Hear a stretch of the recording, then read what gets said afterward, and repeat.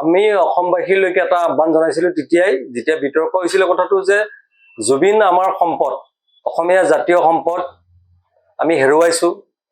সাংস্কৃতিক জগতৰ আৰু সামাজিক জগতৰ এজন আমি গুৰু, যে অসমীয়া জাতিটোক, অসমীয়া জাতীয়তাবাদক, অসমীয়া সামাজিক জীৱনক আগুৱাই নিয়াৰ ক্ষেত্ৰত এক নিজৰ কণ্ঠৰে, নিজৰ গীতেৰে, নিজৰ সংস্কৃতিৰে, নিজৰ চিনেমাৰে এক গতি লাভ কৰাই দিছিলে।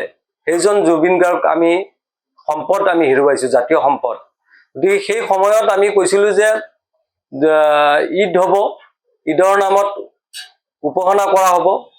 উপাসনাত অসমৰ শান্তিৰ বাবে, অসমৰ সম্প্ৰীতিৰ বাবে, বিশ্বৰ শান্তিৰ বাবে, বিশ্বৰ সম্প্ৰীতিৰ বাবে, ভাৰতৰ সম্প্ৰীতিৰ বাবে, ভাৰতৰ একতাৰ বাবে আমি দোৱা কৰিম। আৰু লগতে জুবিনৰ আত্মাৰ সদ্গতিৰ বাবে, জুবিন গাৰ্গে যিবিলাক লক্ষ্য আদৰ্শ কৰি থৈ গ'ল, আদৰ্শ বনাই থৈ গ'ল, এই আদৰ্শ জীয়াই ৰখাৰ কাৰণে আৰু সদ্গতিৰ কাৰণে প্ৰাৰ্থনা হ'ব, দোৱা হ'ব ঈদৰ নামাজত, প্ৰতিটো ঈদগাহত।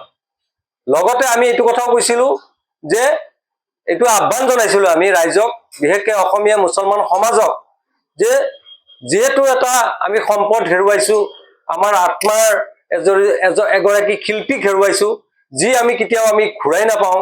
সেই শিল্পীগৰাকীৰ দুখত মৰ্মাহত হৈ আমি ঈদ মেহফিল বা ঈদ উদযাপন বা যিবিলাক ক্ৰিয়া, যিবিলাক সাংস্কৃতিক অনুষ্ঠান হয়, সেইবিলাক নকৰিবলৈকে আহ্বান জনাইছিলোঁ। আৰু সেই স্থিতিটো আমাৰ এতিয়াও থাকিব। ঈদৰ নামত যাতে কোনো ধৰণৰ ঈদ উদযাপন বা সাংস্কৃতিক সন্ধিয়া এইবিলাক পতা নহয়, বৰঞ্চ জুবিনৰ স্মৃতি ৰক্ষাৰ কাৰণে যদি কিবা অনুষ্ঠান পাতে, সেইটোত সীমাবদ্ধ ৰাখিব লাগে। তাৰ পৰিপ্ৰেক্ষিতত ঈদক পৰিপ্ৰেক্ষিতত যাতে কোনো ধৰণৰ সাংস্কৃতিক অনুষ্ঠান বা অন্য কোনো আনন্দ কৰিব পৰা অনুষ্ঠান যাতে নহয়, তাৰ বাবে আমি অসমীয়া মুছলমান সমাজক, বিশেষ গৰিয়ামৰীয়া দেশীসকলৰ সমাজক আমি অনুৰোধ জনাইছোঁ, আহ্বান জনাইছোঁ।